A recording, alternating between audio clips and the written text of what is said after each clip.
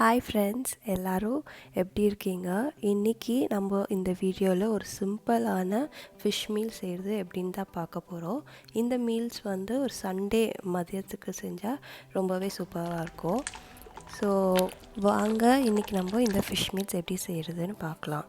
First fish gravy செஞ்சிடலாம். அதுக்கு நம்ம ஒரு மசாலாவை அரைக்க போகிறோம். ஒரு 1/4 கப் தேங்காய் நல்லா நீட்டாக கட் பண்ணி வச்சுருக்கேன். அது ஜாரில் சேர்த்துடலாம். அப்புறம் 2 சின்ன வெங்காயம், உங்கள்கிட்ட சின்ன வெங்காயம் இல்லைன்னா ஒரு நார்மல் சைஸ் மீடியம் சைஸ் ஆனியனும் சேர்த்துக்கலாம். அப்புறம் 1 டீஸ்பூன் ஜீரகம், 1/2 டீஸ்பூன் மிளகு சேர்த்து நல்லா இதை கொஞ்சம் கிரைண்ட் பண்ணி எடுத்துக்க போகிறோம். ஏன்னா அந்த தேங்காயெல்லாம் ஒடியணும். அப்புறம் கிரைண்ட் பண்ணிட்டு வந்தப்புறம் நம்ம தக்காளியை சேர்த்துக்கலாம். இப்போ 2 மீடியம் சைஸ் தக்காளியை நான் சேர்த்து அரைச்சிக்க போகிறேன். லாஸ்ட்டில் தான் நம்ம கருவேப்பிலையை சேர்க்க போகிறோம். கருவேப்பிலையை சேர்த்துட்டு ஒரு 2 or 3 செகண்ட்ஸ் கிரைண்ட் பண்ணால் போதும். ஃபுல்லாக கருவேப்பிலை அரியணுன்ட்டு தேவையில்லை.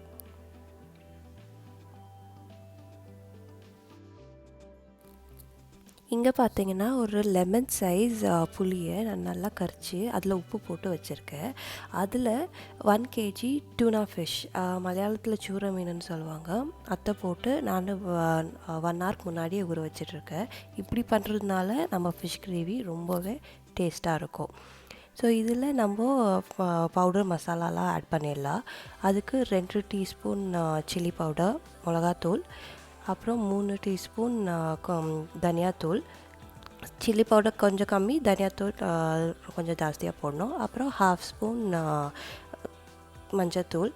அப்புறம் நெக்ஸ்ட் பார்த்திங்கன்னா ஜீரகம் அப்புறம் வெந்தயம் 2 ட்ரை ரோஸ்ட் பண்ணி அந்த பவுடர் ஆட் பண்ணியிருக்கிறேன். இந்த பவுடர் தான் இந்த ஃபிஷ் கிரேவிக்கு ஒரு நல்ல ஒரு ஃப்ளேவர் கொடுக்கும்.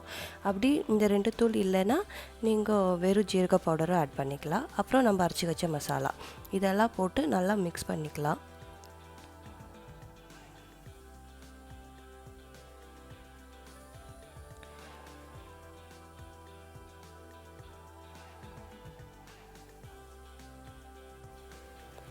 இப்போது நம்ம மிக்ஸ் பண்ணி வச்ச மசாலாவை எடுத்து ஸ்டவ் மேலே வச்சிடலாம். இது நல்லா ஒரு பாயிலுக்கு வரணும். ஒரு மூடியை போட்டு ஒரு நல்லா கொதிக்க வச்சுக்கலாம். அதில் 2 மீடியம் சைஸ் தக்காளியை நான் இப்படி நீட்டாக கட் பண்ணி வச்சுக்கிறேன். அது கூட ஒரு 4 பச்சை மிளகா அதுவும் சேர்த்துட்டு ஒரு நல்லா கொதி வந்தோடனே இந்த ஸ்டேஜில் நம்ம உப்பு எல்லாம் கரெக்டாக இருக்கான்னு செக் பண்ணிக்கலாம். அப்படி இல்லைன்னா நீங்கள் ஆட் பண்ணிக்கோங்க. நான் டேஸ்ட் பண்ணேன், அது கரெக்டாக இருந்துச்சு. அவ்வளோதான். நான் ஒரு நல்லா கொதி வந்தோடனே ஆல்மோஸ்ட் நம்ம ஃபிஷ் கிரேவி ரெடி ஆயிடுச்சு. அதுக்கு ஒரு சிம்பிளாக தாளிச்சிடலாம். நான் இங்கே கோகோனட் ஆயில் எடுத்துருக்கிறேன். அதில் நார்மல் தாளிப்பு தான், கடுகு கருவேப்பிலை போட்டு தாளித்து அதில் கொட்டிட வேண்டியதுதான்.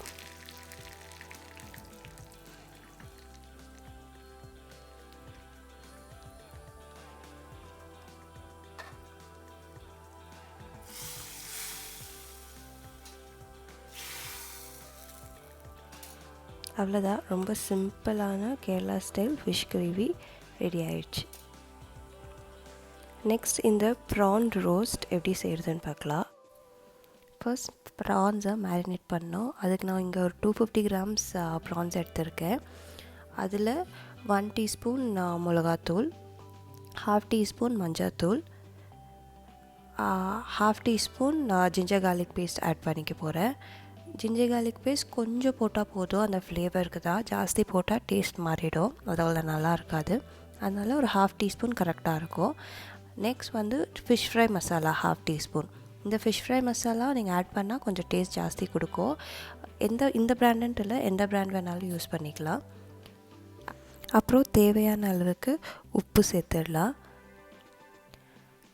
லாஸ்ட்டாக ஒரு 1/2 லெமனோட ஜூஸ் எல்லாம் சேர்த்து மிக்ஸ் பண்ணி ஒரு மினிமம் 1 hourனால் இந்த மாதிரி ப்ரான்ஸ் ஊறணும்.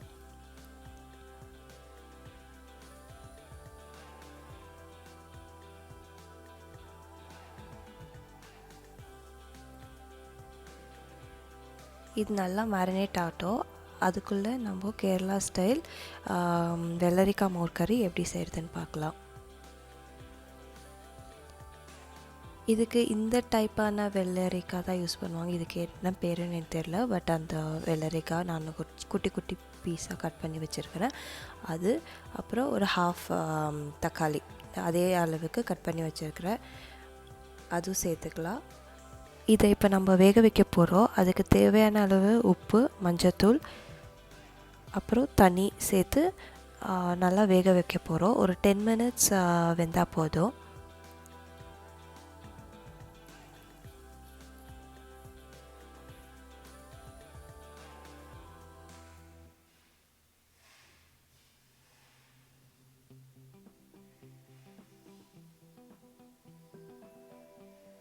இது நல்லா வேகட்டும். அதுக்குள்ளே நம்ம இந்த மோர் கறிக்கு தேவையான மசாலா அரைச்சிடலாம்.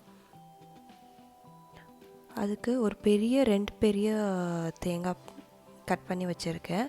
அது அப்புறம் ஒரு 4 to 5 பச்சை மிளகா சேர்த்துக்கலாம். 2 சின்ன வெங்காயம் நல்லா டேஸ்ட் கொடுக்கும். அப்படி இல்லைன்னா நார்மல் ஒரு மீடியம் சைஸ் வெங்காயமும் சேர்த்துக்கோங்க. அதுக்கப்புறம் ஒரு சின்ன பீஸ் புளி, ½ டீஸ்பூன் ஜீரகம் ரொம்ப சேர்த்துற வேணாம், ½ டீஸ்பூன் கரெக்டாக இருக்கும். இதை நம்ம ஃபஸ்ட்டு நல்லா அரைச்சிக்கணும்.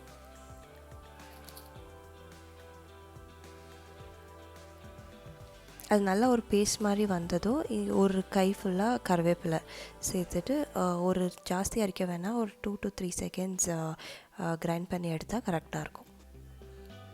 இப்படி பண்ணுறதுனால அந்த கருவேப்பிலை ஃப்ளேவர் ரொம்ப நல்லா நம்ம மோர் கறியில் இருக்கும். அரைச்சி வச்ச மசாலாவை இப்போது நம்ம இந்த காயில் சேர்த்துடலாம். ஒரு 10 மினிட்ஸ் கரெக்டாக போதும், காய் நல்லா வெந்துடும்.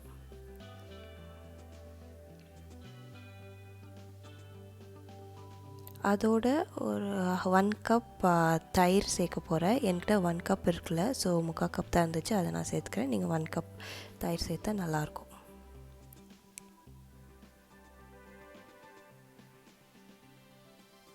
இந்த மசாலா தயிர் எல்லாம் சேர்க்கும் போது ஸ்டவ் ரொம்ப சிம்மில் தான் இருக்கணும். ஜாஸ்தி இருந்தால் தயிர் தெரிஞ்சிடும். அதில் நான் இப்போது மஞ்சத்தூளும் தேவையான அளவுக்கு உப்பு டேஸ்ட் பார்த்தேன், உப்பு கொஞ்சம் கம்மியாக இருந்தது, அதனால் சேர்த்து தண்ணியும் சேர்த்து நல்லா கொதிக்க வைக்க போகிறேன். அவ்வளோதான். லாஸ்ட்டில் கடுகு, கருவேப்பிலை, காஞ்ச மிளகா இல்லை தாளித்து நம்ம மோர் கறியில் ஊற்றிட்டா நம்ம மோர் கறியும் ரெடி ஆயிடுச்சு.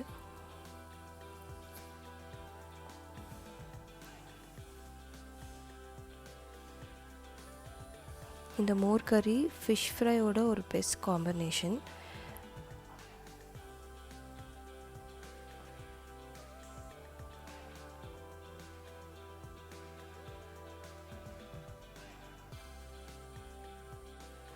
நெக்ஸ்ட் நம்ம மேரினேட் பண்ணி வச்ச ப்ரான் ஃப்ரை பண்ணிடலாம். அதுக்கு இங்கே ஒரு பேனை நான் எண்ணெய் ஆட் பண்ணி நல்லா சூட் பண்ணி வச்சுருக்கிறேன். அதில் நம்ம மேரினேட் பண்ண வச்ச ப்ரான் சேர்த்துக்க போகிறேன். இந்த ப்ரான் ரொம்ப வெந்தால் ரொம்ப ரப்பரி ஆகிடும், அதனால் ஒரு 2 மினிட்ஸ் தான் ஃப்ரை பண்ண போகிறேன். ஸோ தட் அந்த மசாலா எல்லாம் நல்லா பிடிக்கும் அப்படின்ட்டு.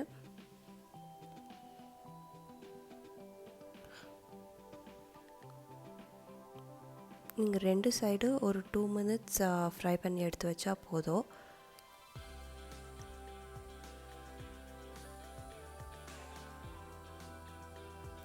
இங்கே பார்த்தீங்கன்னா ப்ரானில் இருக்கிற தண்ணியெல்லாம் நல்லா வற்றி அது ஒரு 2 மினிட்ஸ் நல்லா ஃப்ரை ஆகிருக்கு. இப்போது ஒரு செப்பரேட்டாக ஒரு பிளேட்டில் எடுத்து வச்சுக்கலாம்.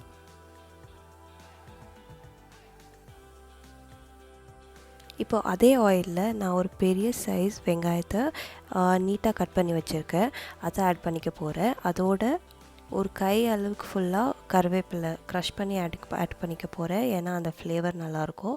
அப்புறம் ஒரு பச்சை மிளகாவும் ஒரு காஞ்ச மிளகா இதெல்லாம் சேர்த்து ஒரு லைட்டாக ஃப்ரை பண்ணிக்க போகிறேன். வெங்காயம் ரொம்ப வதங்கணுன்ட்டு இல்லை, ஒரு டிரான்ஸ்பரண்ட் கலர் வந்தால் கரெக்டாக இருக்கும்.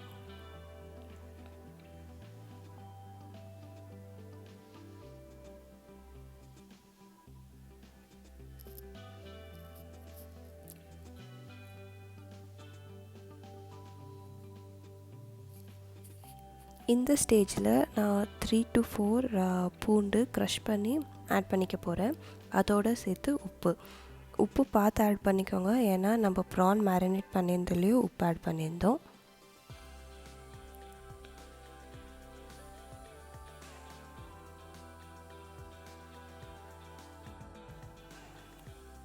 நெக்ஸ்ட் நம்ம ப்ரான் ஃப்ரை பண்ணி வச்சுருக்கோம் இல்லையா, அதையும் ஆட் பண்ணிக்கலாம். அதோட 1 டீஸ்பூன் பெப்பர் பவுடர் சேர்த்துக்கலாம்.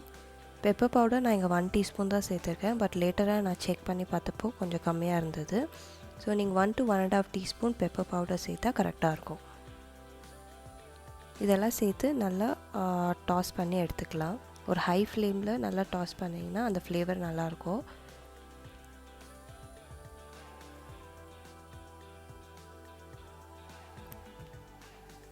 அவ்வளோதான், இப்போ நம்ம ப்ரான் பெப்பர் ஃப்ரை ரெடி ஆயிடுச்சு.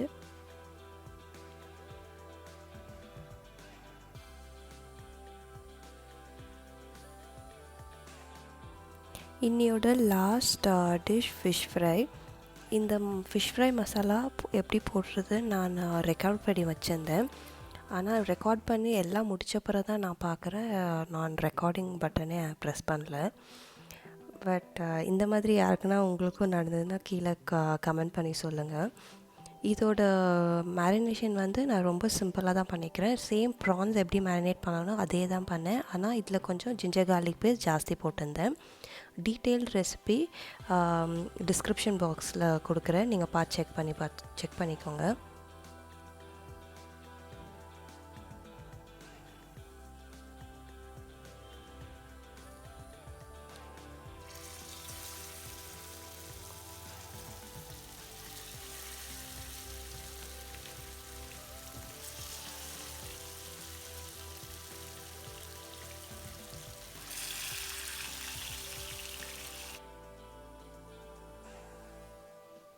அவ்வளோதான், நம்ம இந்த ஃபிஷ் ஃப்ரை பண்ணி எடுத்த உடனே நம்ம சிம்பிளான ஃபிஷ் மீல்ஸ் ரெடி ஆகிடும்.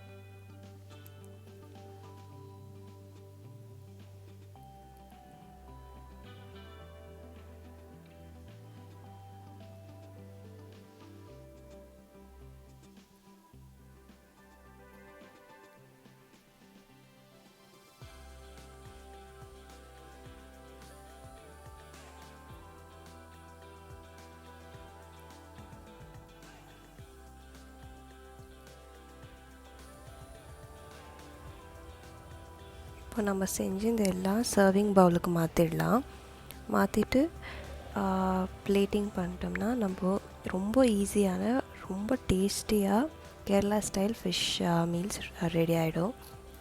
இது என்னோடய ஃபர்ஸ்ட் வீடியோ. உங்களுக்கு பிடிச்சிருந்தா சப்ஸ்கிரைப் பண்ணிக்கோங்க. ஆனால் கண்டிப்பாக ட்ரை பண்ணி பாருங்கள், எஸ்பெஷலி ஃபிஷ் கிரேவி.